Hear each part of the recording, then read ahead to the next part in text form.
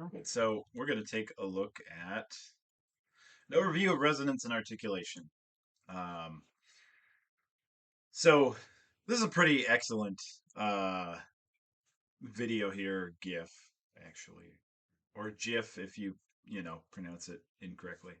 Um, Take a look at the first thing I want to draw your attention to is down here. So this little dotted line here, what that's showing you is look at the motion of the larynx while this person says point, I think, point.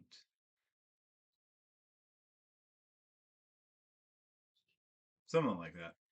I think it's point. But no matter what it is, watch the movement of the larynx. So you can see that the dotted line and this person's head stay in pretty much the same place.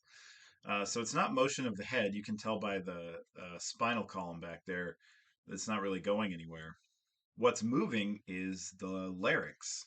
And the movement of the larynx essentially means that the length of the tube, the length of the pharynx, the pharyngeal tube, is changing.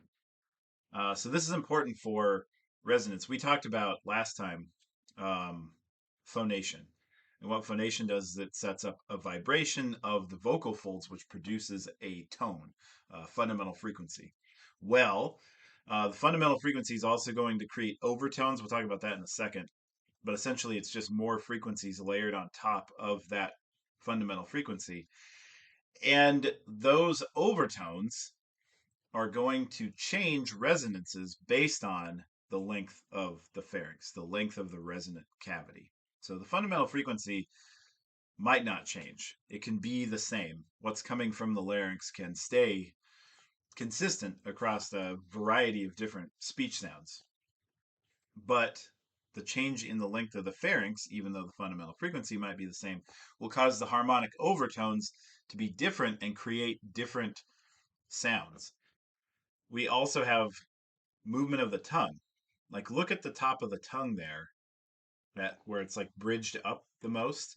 You can see that that moves back from this midline.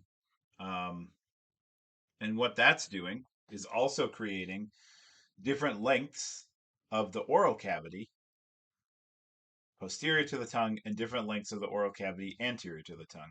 Obviously, those are going to be inversely proportional to one another. So as the length of the posterior cavity changes and gets shorter, then that means the length of the anterior oral cavity is going to get longer. The little triangle here means delta. It's just change in. So change in the length of the pharynx, change in the length of the oral cavity, posterior and anterior to the tongue. All of these you can conceive as tubes. And in fact, in 375, if you take it with me or anybody else, we just talk about these basically as tubes. I mean, like, there's other stuff in there that's going to slightly change the physics, but essentially it's a tube. So you can use the same calculations to figure out what's happening to the resonances of each harmonic. And what's happening is they're changing. Some of them are being resonated, which means they're being accentuated. Some of them are being dampened, which means they almost go away entirely. And so those differences, which again are caused by these changes in length, create different phonemes. That's speech. So we've gone from a power source powering everything. We now also know the neural control of everything that's like controlling all of the things we're talking about. Then we go to the power source, that comes up, and then we go to the sound source. The power source goes through the two vocal folds here. That creates a sound source, the laryngeal buzz. And now we're molding the laryngeal buzz into speech. And the way that that happens is just changes in the lengths and shape of the pharynx and oral cavity and whether or not the nasal cavity is even open. So we'll talk about that in just a second. Like right now, actually. Forgot what slide is coming next. So this is the articulation part. Look at the lips here. They're together or open. So he's saying, I think it's point. And you can see that when the lips come together, that'd be the point. Then you can also look at the tongue up here. We talked about that as changing the length of the oral tube, essentially, but it could also be creating a k up there at the top. I don't think it is because if you look right here at the teeth, I think it's actually making a t point, point, I think is what he's saying. So p, t, when the tongue tip touches the alveolar ridge here. Uh, then we also have the teeth themselves, which can be articulators. So like things like that, th, um, t. These are all different articulators. The tongue could be making, let's go back to the tongue real quick. You could have a k or a g or anything like this. Um, and then here, you can barely see it in this picture, but there's a little structure back here that's moving up and down. It's up, that moves down, up, down, up, down. And that is the velum. So another reason why I think this is point is because to make a p, you have to have the velum up. You're creating a high pressure consonant, which means that you need to like maintain, you need to not maintain pressure, you need to grow pressure inside your mouth. So go ahead and say puh.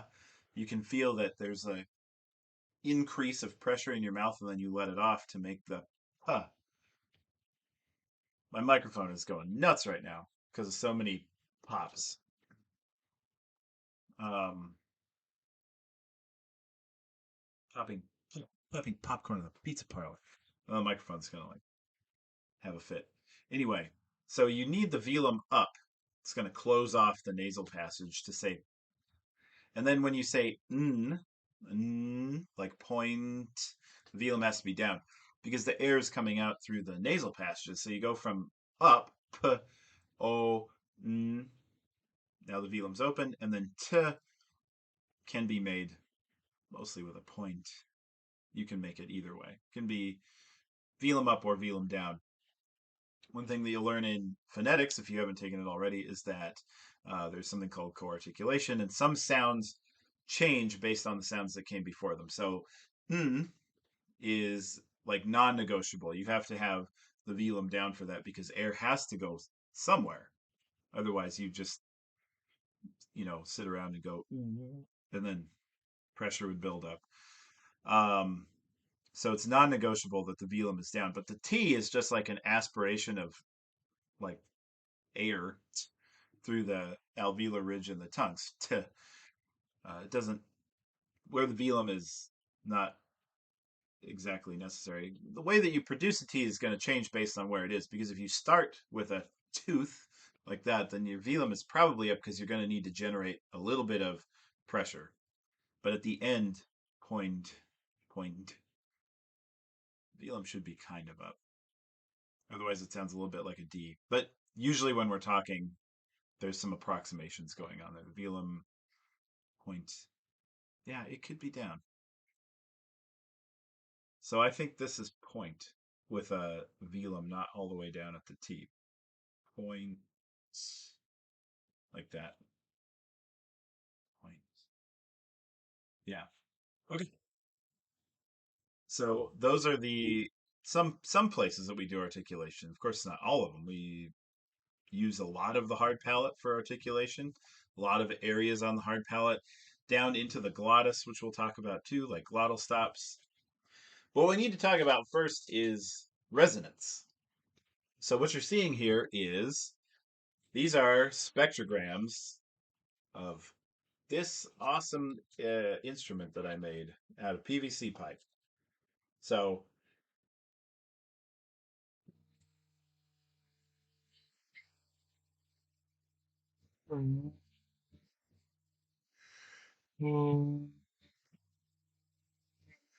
so you can hear that there's a little bit of a difference in the pitch when I play through this end versus this end.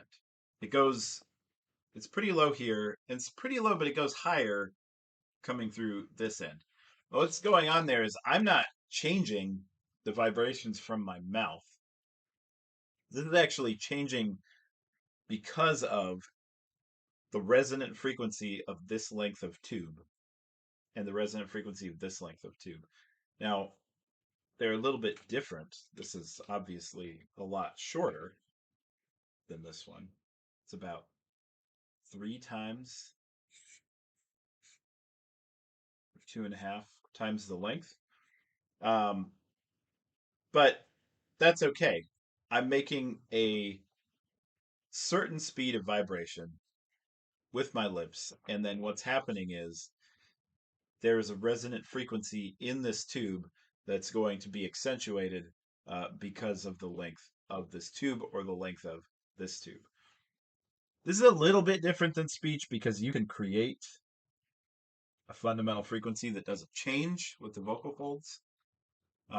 What's actually going on with my lips is that the resonant frequency that's set up inside this tube, like it doesn't work. I essentially am just blowing air if the resonant frequency of my lips is the wrong speed. So it has to, you'll feel it like if you do this, you'll feel it click in. And then it it's not as hard to blow into this once you like click into a resonant frequency. Otherwise, there's no sound, and it's just kind of like you're blowing into it, and your lips are kind of moving. The vocal folds can make a fundamental frequency that doesn't have to like click into this. It's because it's not so tightly like coupled like this. This is more like a trumpet mouthpiece. So if you play a brass instrument, you know that there's like a couple different registers that you can do by blowing at different speeds. Um, and so you can do the same with this. The vocal folds, there's a little bit more of a like play with the vocal folds, and then you've got the pharynx, which is not an exactly perfect tube shape. So there's a slight difference, but it's similar. So anyway, you can see that what's going on here, if you look at the picture on the screen, is that the resonant frequency for the long tube is 142 hertz, and the resonant frequency for the short tube is 190 hertz. So there's a different resonant frequency because of the length. All that means is the wavelength is related to the frequency, right? So you've got inverse relationship between frequency and wavelength. A higher frequency has a shorter wavelength, and a lower frequency has a longer wavelength. So you have a lower number for frequency, you have a higher number for wavelength. Anyway, the frequency that you blow through this is going to have a certain length of wave. And what's happening is that length of wave is going to perfectly match the length of this tube. And it happens to be 142 hertz that matches right here on this tube. But over here, this is a different length. So it's going to take a different frequency to match this length. And what happens is there's a curve here, but if you straighten this out, this resonant frequency is 190 hertz. So the resonant frequency depends on the length of the tube. Now, what is that? Why are we talking about that? Because if you go back to look at this, we're changing the length of the pharyngeal tube. We're changing the length of the oral tube, posterior and anterior to the tongue. So you get different resonances, and that's what creates different vowel sounds. How do we do those motions? Well, with muscles and cartilage and bone. So that's why we're learning about what we're learning about in this module. Okay, so this is the fundamental and harmonics. We talked a little bit about this, but essentially you have a fundamental frequency, which is this wave. It's a half wave here at the top, right here.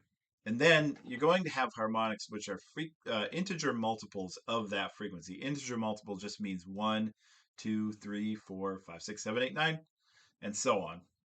There's an infinite number of harmonic overtones to any given sound, but they kind of drop off in intensity as you go up in harmonic. So even though there's an infinite number, they become less and less powerful, and they'll drop off somewhere. The loudness of the sound and the actual shape of the instrument change. Which ones are present, which ones can be recorded, but essentially, in theory, there's like an infinite number of them that get quieter and quieter as you go up in frequency. But assuming that this is 100 hertz here, that means that your next one is 200 hertz, then 300, 400, and 500. And those are just the integer multiples of the first fundamental frequency. The fundamental frequency is the lowest frequency, and it's the frequency we hear.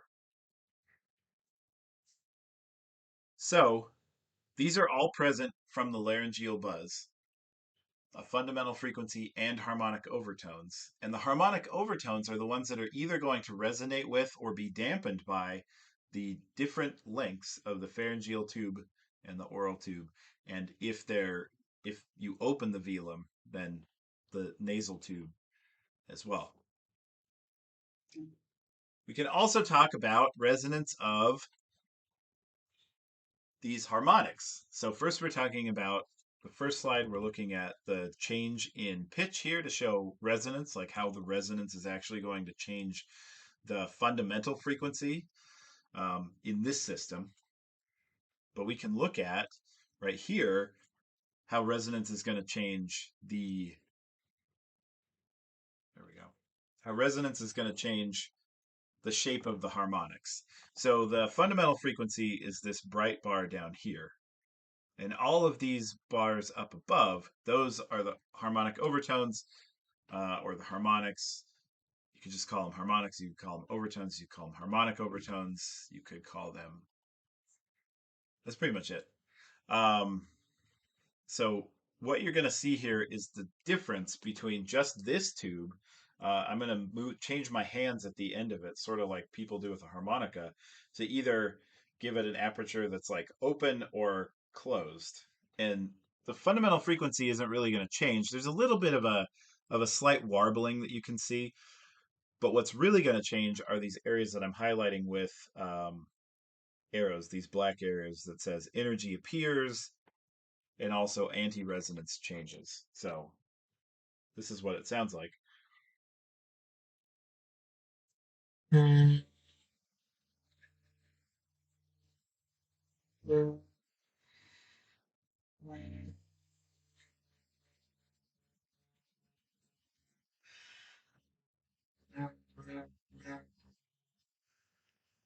Kind of like a wah-wah pedal for your guitar, right? Or like it's very similar to didgeridoo, I guess.